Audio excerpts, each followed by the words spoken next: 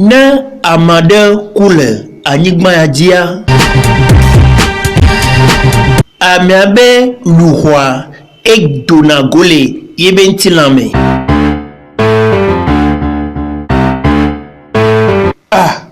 no kale jode dinyo me don kweji be adapa popodo va ifia mekwe yo fika me vale yo enu kejwa ile nyibena yebe ntila eyeku voa yebe luhoya ele agbe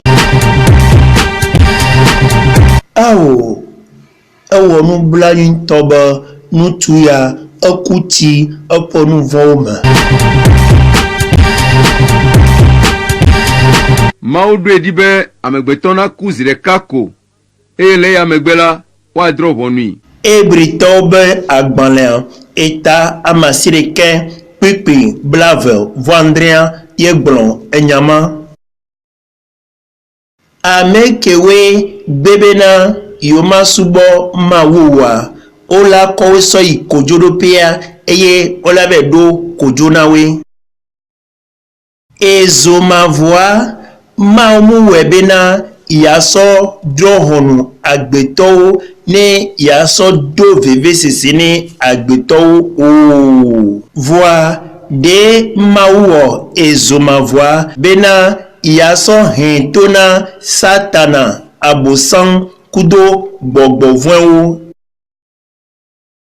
tepe keye mawuo ne agbeto bena agbeto olebe nono le wabe ekumegbea yelenyi dipo paradiso kokweyami voa nublanyi be nyagane benyi bena agbeto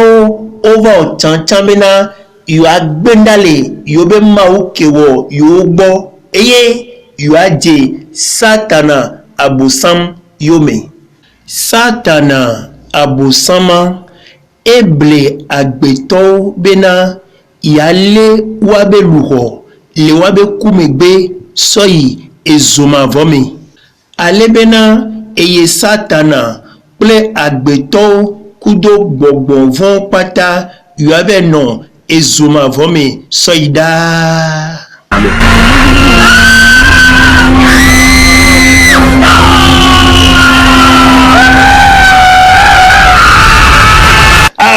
esi koletila amanusila fika maposilo esila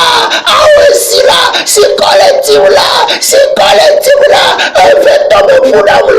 efeto mefuna esila si koletila fika maposilo ba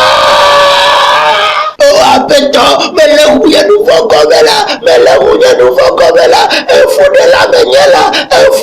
menyela medefo subola au yesu sezo kebula mudefo subola sonye nuvo kebula mudefo subola efudela menyela oglena wangbela au yesu sonye efudede menuvo sokela efudede menuvo au yesu mudefula maestro dimela demutokola nemuyanye gbadia maestro dimela demutokoba yanye gbadila maestro dimela mudefula efudela munye apeto yesu seso kebula awo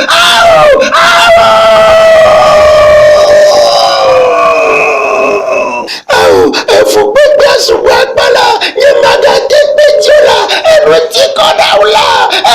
kodabula afugbe asubu agbala nyemaga tegbe jola eruti koda au yesu hodabula efugbe asubu agbala nyemaga tegbe jola eruti kodabula au yesu adikolo yesu hodabula afeto yesu koye nu fokebula ahanula monyela awo Yesu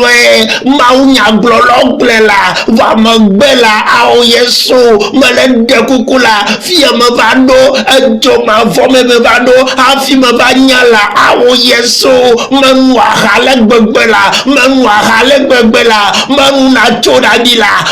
na choda dila awo Yesu nyeme gale rugakola awo Yesu menu na chukutula menu na whisky la menu na diala awo Yesu nyeme gala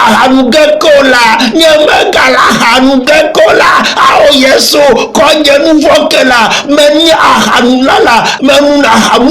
ahamula menyela o menu ahale gbegbela awo Yesu molande kukula ponumledabula Yesu ponumledabula nyeme gala hanugekola mele fukbaba la gbegbe nyeme gala hanugekola awabeto Yesu sonye nouveau son kemla awo muahasi alegbegela muo matri alegbegela awo Yesu Kristo awabeto Yesu konya hasi o kemla o blenamla wa mu blobetu bejebi munyila mu konkumela mudola konkumela awo Yesu o blenala be ma potado kwela o blena be ma tota hasila nyemba no tokunu sola awo wa mubela awo Yesu ekela mubela bedare tubejebi munyila be mu konkumela awo Yesu dendo gole fiela nemu yaje gbadia nyemaka dia jande kola awo Yesu nemu yaje gbadia nemu sure gbadima nyemaka lone kola awo Yesu nemu yaje gbadiare nemu sure gbadimkia magbela Yesu promu yaje gbadila nemu dokola nyemaka hasikola nyemaka tokunu sure pekola nyemaka tomu sure hakola awo Yesu me topre no sugedela me baje viola awo Yesu nyeme kale woge kola na me yaje badia nyeme kaja janvier kola na me yaje badia nyeme ka kodo na nusu kola awo Yesu nyeme kale woge kola matro dibela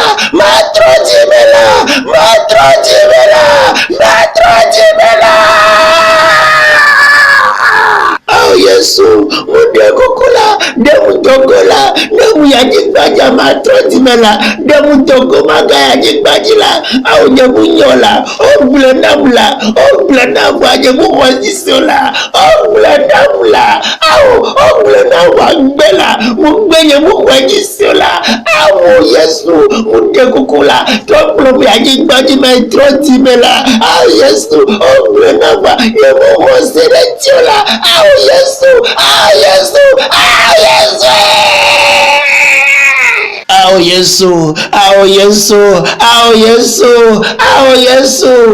Yesu konye nouveau kemla awo ahasiola manyela medana lakpa nesronyela menona gbogbo sronye mena odomla be apetonye domla awo medina nyombola awo apeto Yesu kweso kemla medala kpane esronya le gbegbela eye mebe jina shinyonu bola awo Yesu nyeme gale wogekola kweso kemla awo Yesu maunya glolo glenamela o maunya glolo glenala va megbela menona gloglo meda nukata mawo non gedoro nukata non sudo awo Yesu nyamanya banade abomo mati bomela awo Yesu awo mewahashi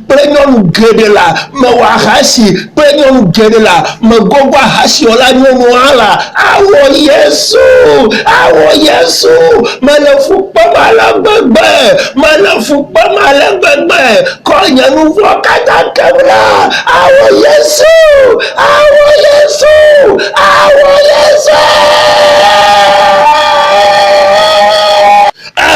Fúgbẹ́gbẹ́ àsùnwọ̀n àpàlà. Fúgbẹ́gbẹ́ àsùnwọ̀n àpàlà. Tẹ̀gbẹ́ Jésù àpàlà.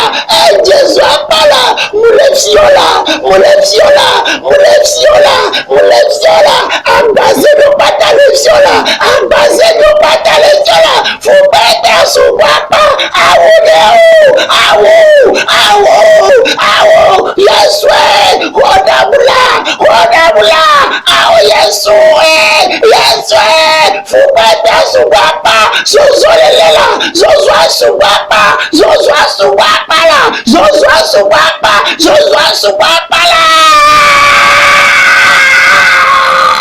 Awo Yesu sɔnyɛ nufɔ sɔ kebla awo Yesu me ba dɔdze si la ŋkume ba kɔ na ma zɔ la awo Yesu azɔ ŋkume ba kɔ na mu la oh Yesu eyi ke me ba ɖo dzo ma vɔ mea ŋkume ba kɔ na la ŋkume ba kɔ na la eyi ke me ba ɖo dzo ma vɔ mea awo ŋkume ba kɔ na la awo Yesu mu dana la kpa ne srɔ̃nye la awo ne esrɔ̃nye yi dɔmea menɔna toto kple ŋutsu bubuwo la awo ne srɔ̃nye yi dɔmea meyina ŋutsu bubuwo gbɔ la awo Yesu nye megale wɔ keke la kplɔm yi anyigba dzi la mebe ɖe kuku na srɔ̃nye la awo Yesu awo meda la kpa ne srɔ̃nye la awo ne srɔ̃nye yi mɔdzia metona kple ŋutsu bubuwo la awo aɖo ya medana la kpa ne srɔ̃nye be mele tsɔwo me yi ge la awo ne me tsɔwo me awo Yesu me to na kple ŋutsu bubu le tsɔxɔ me la awo Yesu awo kɔdzeɖuvɔ kem la me da la kpa ne srɔ̃nye la awo Yesu kplɔm yi anyigba dzi la mebe ʋuo me ɖa srɔ̃nye la awo Yesu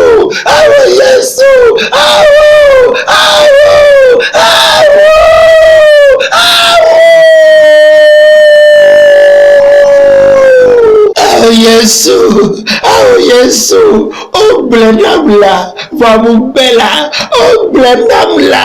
awo gblẽna la, awo o gblẽna be nye megado ahasi ba wo la, o gblẽna la be manɔ avɔ tam la, o gblẽna la be manɔ awuʋlaya dom la, vɔmegbe la, awo Yesu, eye menɔna atakpeyo dom la, awo Yesu. Menɔna nutso be awu dom la menɔna atawi dom la medona trɔses la awo Yesu awo o gblẽnam la vɔme be makɔ ŋkume la awo o gblẽnam la vɔme nɔna gblɔgblɔ me na ɖe yevo nyɔnu dona trɔses yevo nyɔnu dona atawi awo Yesu nyemenya be na ɖe metsi ƒomo la nyemenya be metsi bɔbɔ la awo Yesu medo atakpe yiwo awo medo trɔsɛso medo kɔla awo medo awu ahasibawo la awo Yesu nyemegale ahasibawo doge la awo Yesu medawu megble nye atawo da ɖe megble nye egbi da ɖe megble anɔ da ɖe mekɔ dɔnutsu geɖe ɖe ahasime awo Yesu mekɔ be da ɖe mekɔ kume mekɔ be ŋkume mekɔ si gbediaɖe awo Yesu nyemenya be da ɖe meti bomo la nyemenya be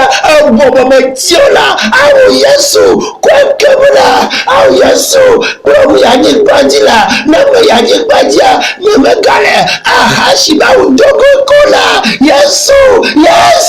kplɔm yi anyigba dzi mele kpe fu la mele kpe fa ne gbegbe esi kɔ le tim la esi kɔ le ɛda la mieɖo ɛda la awo Yesu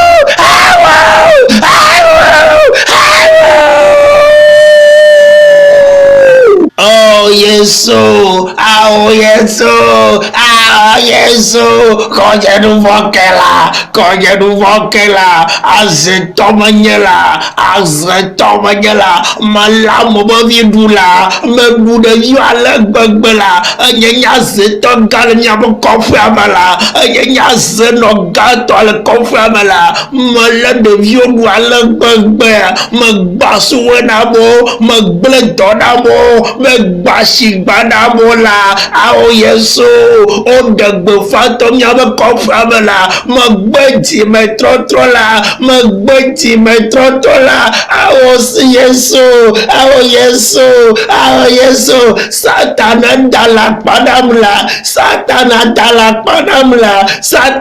tonamba, madwa mobavi, ay magbana mekua, yele fiadogem, madu fiala, Satana dala padamla, bana mebude yonye, na mekua, makpo yairamla, awo, no kama wadeka, awo Yesu, koja nuvokebla, maladi metrogela, Yesu plome yanyigbaji, matrodimela, Yesu plome yanyigbaji, mala Yesu wongele jetimela, maladi metrogela, awo Yesu debla, masubola, Yesu de masubola, maladi metrogela, awo Yesu,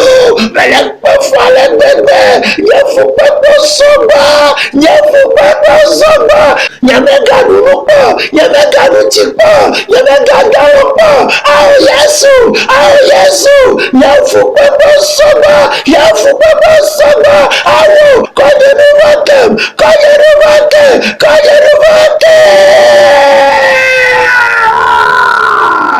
Oh Yesu, koja nuvoke la. Koja nuvoke, oh Yesu, trosubola menye, besuba vojola, awo Yesu, oh blendabula, awo, mau yakaka lode befama matrojime, bela, awo, lukabo woklendo koja lebebe, awo Yesu, koja nuvoke la, menoda gbogbo menade, Yesu anya yevuo memawo memawo anya vojuola, awo Yesu nyemekale bloga kola, menoda gbogboma, Yesu anya yevuo memawo anya memawo anya vojuola, awo nyamanya benade, eyike vajigbadia, vakure nyanu volo katatola, nyamanya benade, ewenye yevo pre nyame bo katabe mawola, awo menona gbogbomba, ewo Yesu enye yevo me mawo, eye nyame mawo nye vejuola, awo Yesu, konya nuvo kemla, nyame gale woge kola, melefu malagbagbe, kule galolota, mebe trona potala, mebe nona petatromla, mebe nona petatron le kofola, awo Yesu, ma di chateau bokombo, ma yi vojo fwe, alegbagbe, ma yi marabu, awusa me bokono gbo, awo, enye madwa trojimea, mba ya lakpa sofo gbo, awo Yesu, awo, koja nuvoke,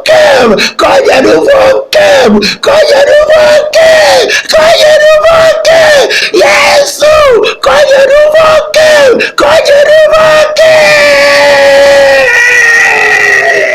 Awo Yesu, koja nuvoke la, awo Yesu,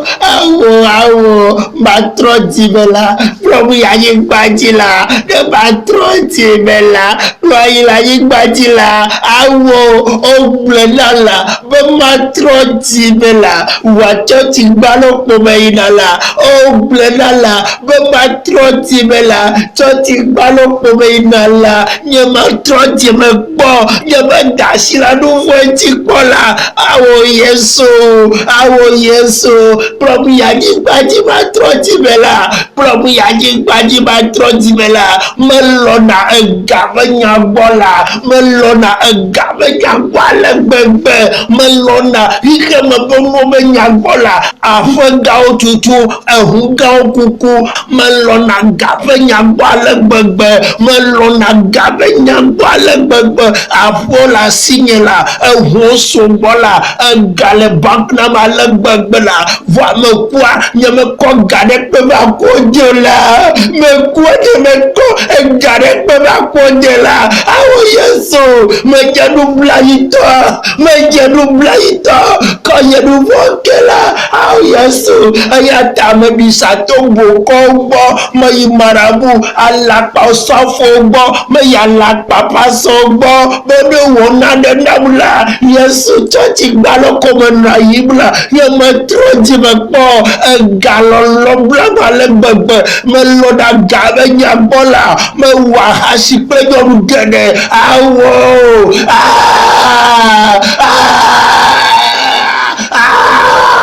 Yesu me va kode me kona de kevola me va kode me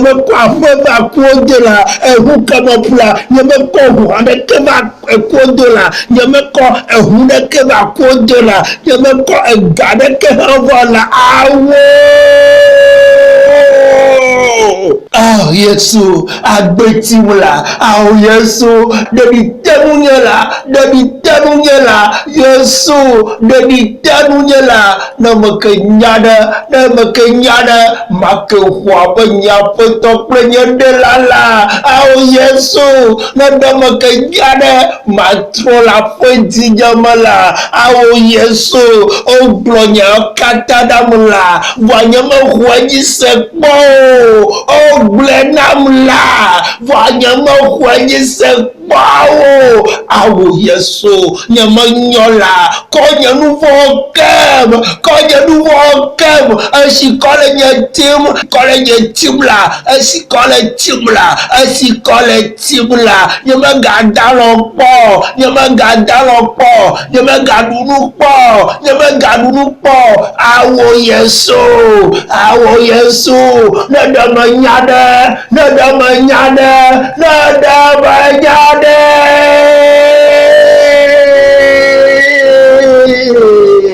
Emi opata ole jole eku devo voa agbeto baleku egbeke la nigbandi agbeto ole ku gbesi agbe la nigbandi ye nkeke mamlo yo meya agbeto le ku alegbegbe na amedibo pata odo alegbegbe novi kristoto sigbe adeke mikpo enutata zandeya e me copain bena midola dasile enu vwembe agbenono patanti eye nyano agbekokwe agbekejia nyano agbewani mawu nenyi bena milejila ni kristo tontoto nenyi edipua kema ezinia dibena mia dasile nouveau patanti eye miano agbeke kwa ne apeto Yesu Kristo kengbowe milate dipo vanemi wenene wa no blangbe nyaye mile chochi pe blave pe blaton mille bleman mille catholique mille assemblée de Dieu mille pentecôte mille baptiste mille gbogbo me chochi opata mille ipado me chochi voix et on menino voix nyen trop agbenono min trop dimio min kude Yesu Kristo le kanti emi dasi le nouveau ntiwa no blembe nyai no va kuti nouveau mer mujaba bobo na ole zoma vomo yentia mia trodimi yemia dasile enuvembe agbenononti voa eokele senyaya voa onpo trodimo onpo ho Yesu Kristo de apedi omewa mudibena matono bena Yesu Kristo elo apenya ogbo mukan enuvon keye ovayo elabena nia enuvon lontie Yesu Kristo ba anyigba anjilo yentia sodio sona Yesu Kristo alebena ba so apenuvon pata sokeo voa nous blagne toi ne ogbebe ye matro dimewa ha anyabe gbereka eleja kula nigba ndi eye ola kosoyi maobe ekojodopia eno ekojodopia emegbea ola kosoyi ezuma vome le kuode afike efupepele esikola no tio adola no wo alola no son vomaga dans le bereko omaga dunu bereko omaga nu sigbereko yola no fupepe ame so mavo ide mavome ye enu blanye benya gantoa ele bena amegedo ohade eye mebe kesinononti e gakpopo ahwe gombe tutu ehun gombe kukunti ye ogbeji metotro voa non blague benya gande benyibena kesinonu pata kemido e gakpopo kudo kesinonu pata ninja so diere katete ninja so ne pepe so ikodio elabena bible ale globena amama yemile yemiva anyigbadi eye amama milagano lajo apeto Yesu Kristo Neira nia dometo nisiadelo. Amen. Nia novi kewe ni mule eluamo ye mile ejuta milateno se ejimetotro be maunyao le Facebook di tida sia so ezan gawere kakufan kudo kosida so ndekenyi gasire kakufan le niabe Facebook adi milagano se ejimetotro be maunya vanvao le YouTube di kudo Kristo tobe nonome tata flemo le YouTube di